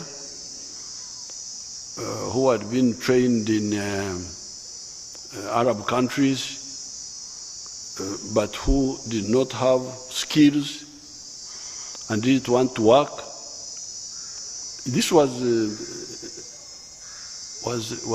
90 something, like 90s. When they attacked Mpondwe, first time it was, I think, 96 November, I think it was November 13th or something like that. Then they were supported by Sudan, but Bashir and Mobutu. And they used the vacuum in Eastern Congo. They were there with having gardens, they were controlling that area of Eastern Congo until we went there. Now that we have gone, there is no way they will survive. These attacks on the police station, well, these are very shallow. And if they are also involved in the attacking the power lines, once we mobilize, we shall. You remember at one time they were attacking factories. Do you remember that? Attacking factories. You remember that time when they had started attacking factories, but it stopped. So the big problem was Congo. Kabira's government, which was giving them a free space in Eastern Congo. Now that that is no longer there, they will be wiped out. And I would call all they need from the public is vigilance. Like all these cases where we have killed these criminals, there has been some sort of vigilance. You detect somebody who is not supposed, who is not known in the area, that's all. Otherwise, the security forces have the capacity to defeat them. Thank you, Excellency. We have about 20 minutes, doing well, and please, because of that, ladies and gentlemen, be very brief with your questions. We have Raymond Mujuni next, Kungu Adam, and Dixon Mubiru. Raymond, are you around? Those will be the last. Yes. Raymond Mujini is my name, Current Affairs Editor at the Nation Media Group. Your Excellency, your productivity mechanism has worked over the last 6 years. We've seen a growth in productivity in the economy. The most insistent question now is markets, consumption and income for Ugandans from that. The numbers that we're seeing from the Bank of Uganda indicate that not many people are getting employed, and not many people are getting the income that they deserve from the employment they are getting. So what's the plan to increase nominal incomes for Ugandans who are working in these service sectors that are servicing the productivity? And also, what's the plan for domestic revenue mobilization to extend to areas where productivity is happening, which is agriculture? Will we tax agriculture? Will we tax farming so that the pressure goes off of the service sector? Okay.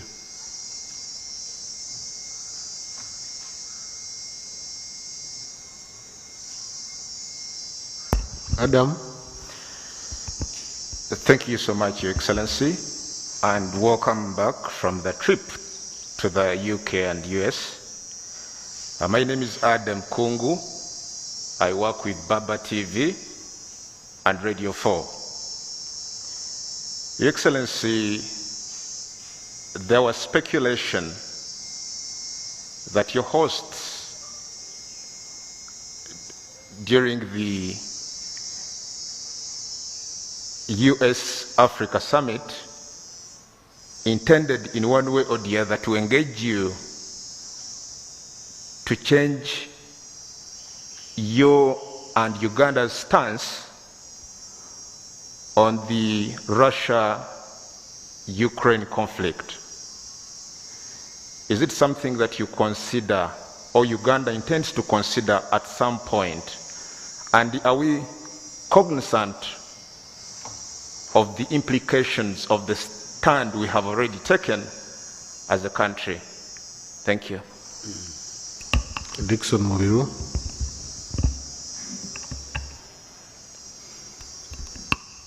Thank you very much, Your Excellency, and thank you for this session.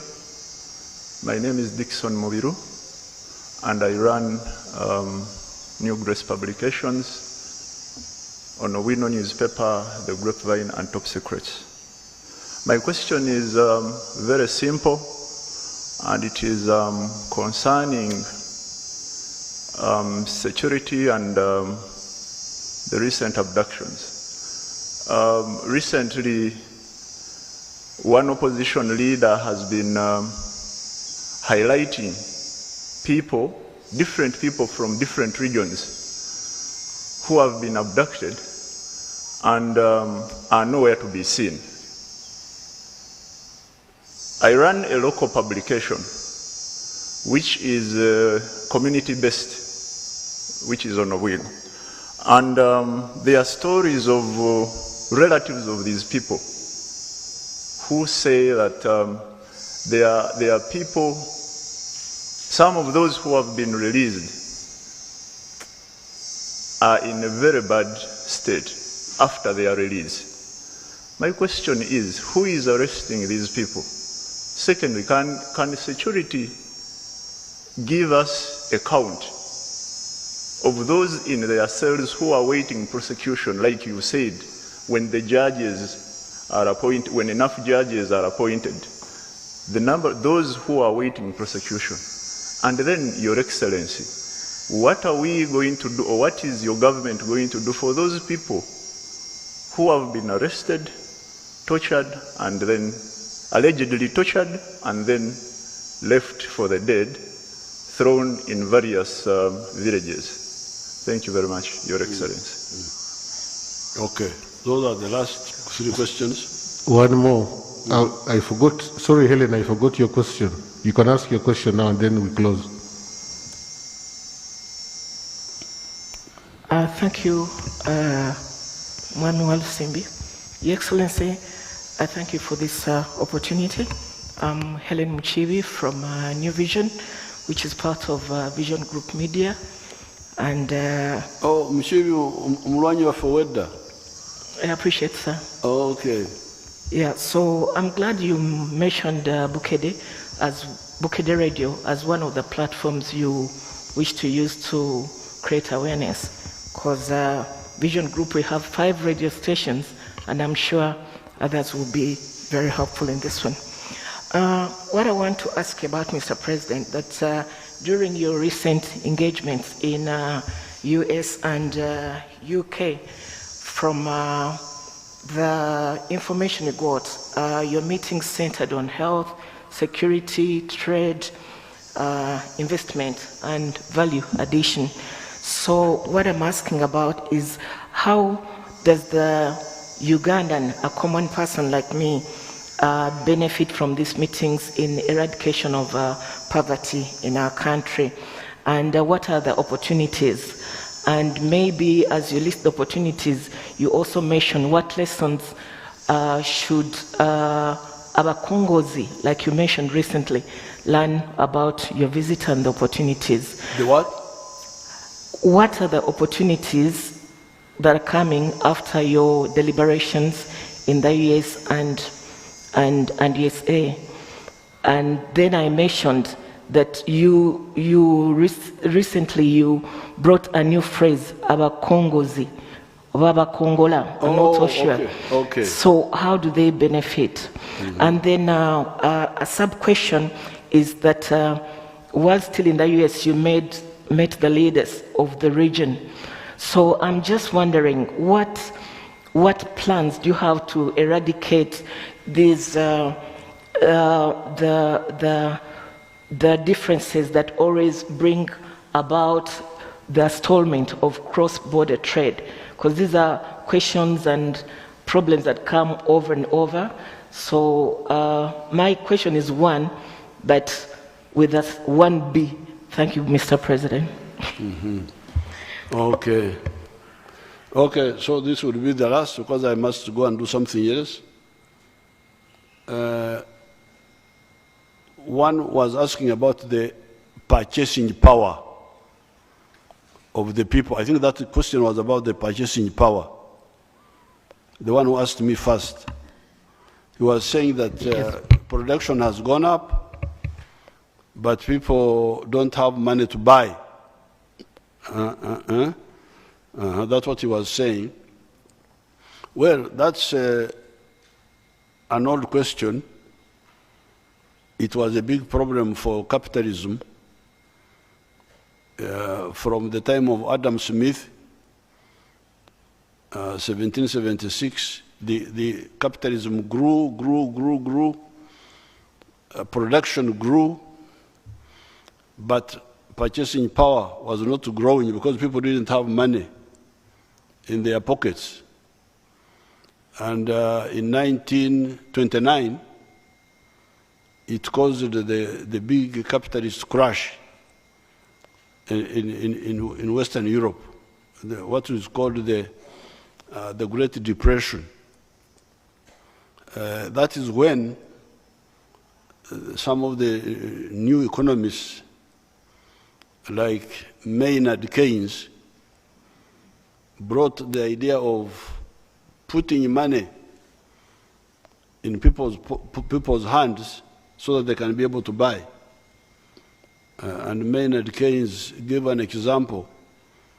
He said you could employ somebody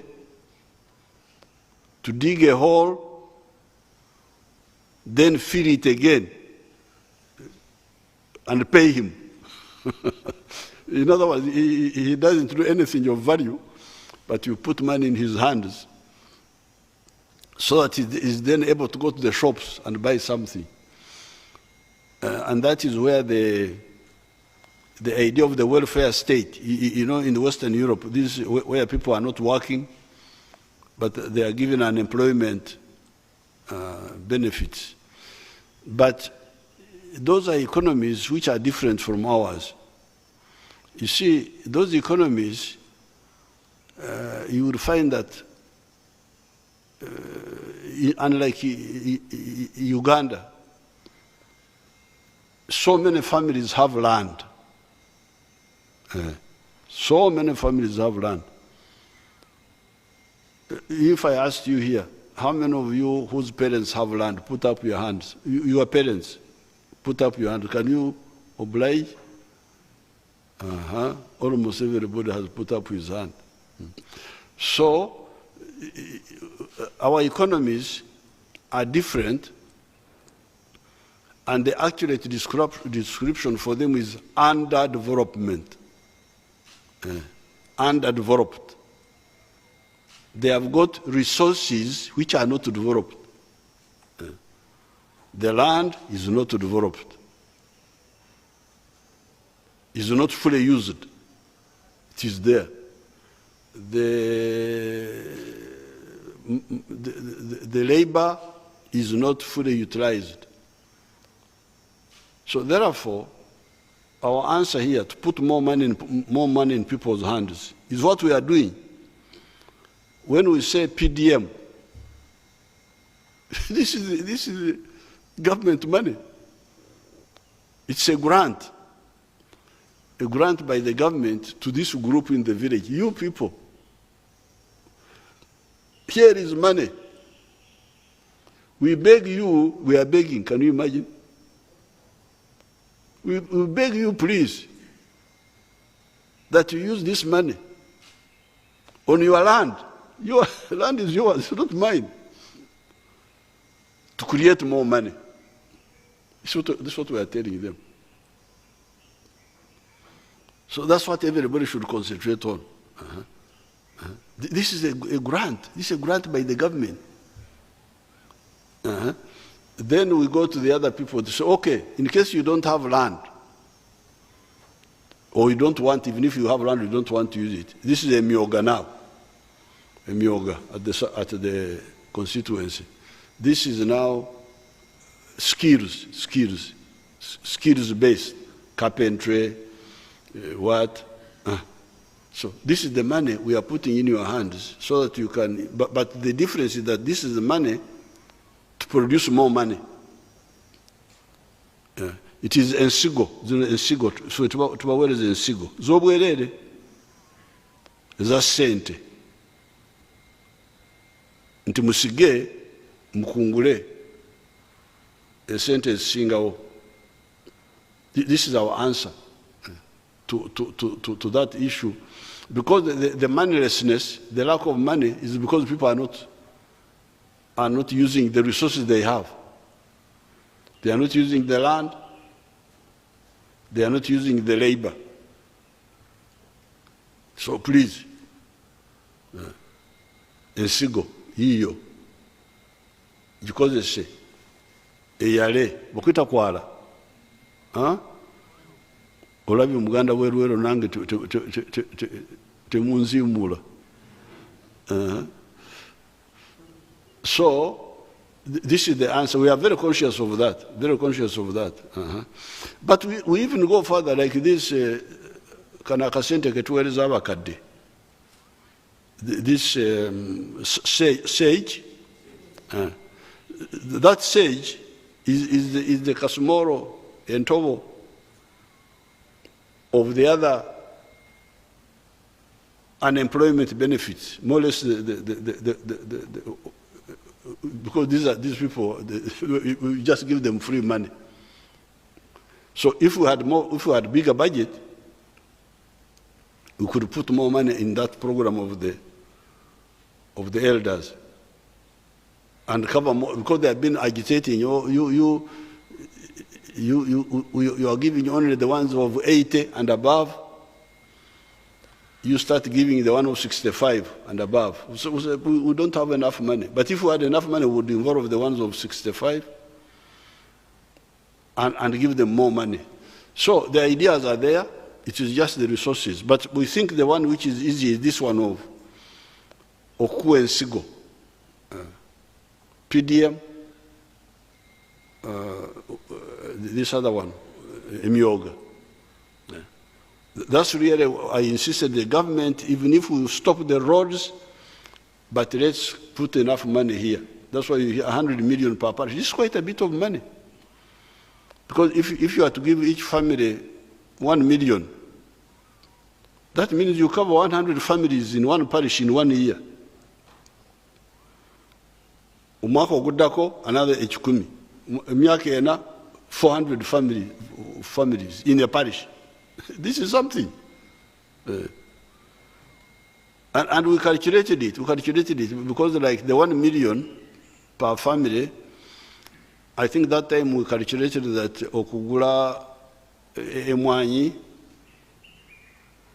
for 1 acre, 450 seedlings, it would take 180,000 shillings. Awo bofunye ensigo ezimala okusimba mu eka yonna 450. Then you remain with 820,000 for labor, for what. So singa mukinyonyola bulungi mukozesa radio zammwe, it would help our people. Now, the Americans handled the meeting very well. They did not try to involve us with the diplomatic and these political issues, which would have brought differences. They just concentrated on trade and business. No problem. Boyogala ku business. We had no problem. So they didn't bring the issues of Ukraine, what, no, they didn't.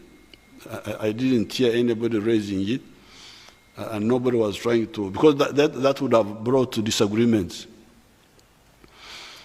Why are we taking the stand we are taking on that issue of Russia, Ukraine? It is because it is the correct one. Because we know the history very well. We know. I gave a long, no, I don't think I have spoken about it in public, but in private I have talked to all these leaders. They know our stand, and it's a correct one. Now, these abductions, I would really like to, like for instance, my friend, is she called Mubiru? Mubiru, could you, one of my staff, I don't know whether there are people who are here, the security people, Major Gaba, if you could put her in touch with the Mubiru there, so that I can get these people some examples, 1, 2, 3, to Tandikirao. Who are these who are abducting people? Because we have got, when there were the other riots in 2020, I called meetings of all these security, police, I called all of them, the other people, security, I called all of them and gave them guidelines in writing. These guidelines are already in the law. So really what I was doing is nothing new. I was just emphasizing and explaining. So I would want to know who are these whom you say arresting is in order, because like these people who are vandalizing power, we're going to arrest them. But once you arrest them, the question is how do you handle them? And in the write-up, you can give them my write-ups. You can give these journalists what I told the security people. You don't have to beat. Beating for what? No beating, just interrogate, and whether he admits or not, you can see the facts that pin him down, and he can be sentenced and even hanged, but legally. So you don't have to beat. You don't have to cause a credit in zero. You can go by the fact. Museveni, were you in the conference hall at 10 minutes to 3 on 23rd? No, I wasn't there. But you were seen by Nabanja, you were seen by Mubiru. We saw you. So even if you deny, the evidence would pin you down. So these security people had the wrong idea that some of them are traditional ideas. You know, they come with ideas from the tribes. There was a later one, Majega government. But it was Nacharo. Obunacharo babuleta babuje mu kyaro ne babuleta wano mu majiga ga government because banacharo, as you know, we the Baganda very well, tugamba nti akawa kabbi kakola ki. You can see this is a traditional idea that a stealing dog pays with its back. Abanyankore bagamba nti akawa kaiba kaihura omugongo gwako. These are traditional ideas. Then the other traditional idea is oktatia. Oktatia. Banyankore call it oktatia. To beat you so that you tell us the truth. Oktatia. So these are really essentially traditional ideas. Tribal management of crime. But we have told them that and then of course within it, you can see this man is trying to be 3 in 1, to be like God. God the Father, God the Son, God the Holy Spirit. Obsatu, the Trinity. This fellow is trying to be the investigator, to be he investigates, he arrests, he investigates, and he also punishes. Because if you say akawaka bikasa sora mugongo, that means you are the one, you are both the arrester and the punisher.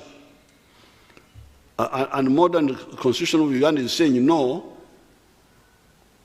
we need 3 people here. We need the investigator and the arrester. We need the prosecutor. And I was the sir. And we need the mulamuzi, the anasar omusango. So this fellow is trying to be 3 in 1. He has not understood yet the separation.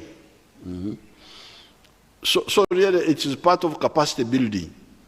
The law is there, but they have not absorbed it in their blood. And that's what that's why I would, because I took time and I really took them through. So I would be surprised to find anybody who is still doing that. That's why I want to get some help from Mubiru.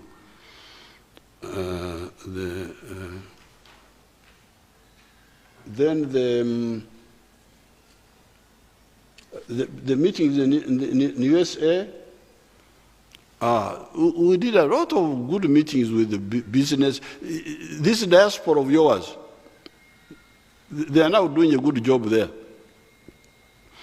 Because we have guided them, and they have also seen it, that instead of just being Bankova Cheyo, just working as laborers and what, they can also use their presence there to sell Ugandan products, and they are coming up. They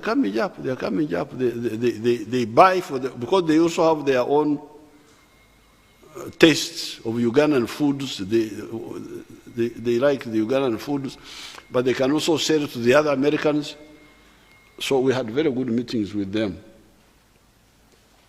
Now about the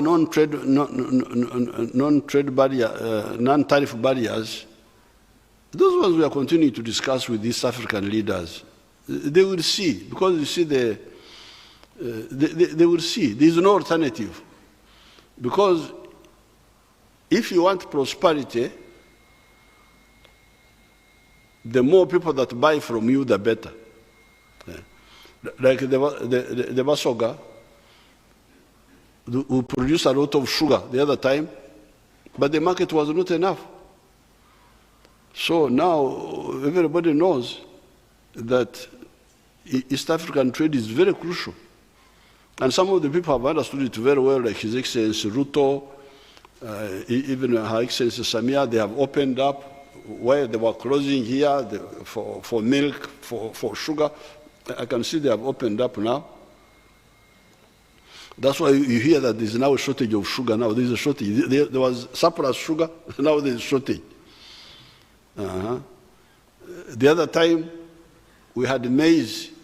We had surplus maize. We were stuck with maize. The prices collapsed. You remember, about 3 years ago. Now, Walwe Bula. There's now shortage of. So I think it's a learning process. They will learn. Thank you very much. Yeah, Your Excellency, perhaps one final message to Ugandans as we get into the festive season. One final message to the Ugandans as we get into the festive season. Oh. Yes. The message to the Ugandans is what I will give you on the New Year's. On the New Year's Day, you wait for it. Thank you very much, Your Excellency. Mama Mchibi was talking about Kongozi. Ngenda kubongerako on the New Year's Day, the end of the year. I will make a speech and I will concentrate on because those people you say don't have money now, part of them is because they Kongora. Kongora. Kongora is when other people are working and for you are cheating.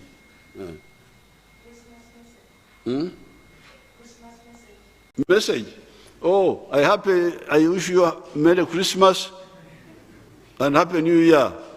Thank you very much. Okay, people, thank you. Because of Corona, we shall not have a group photograph because we don't have where to stand properly. Katubaleke.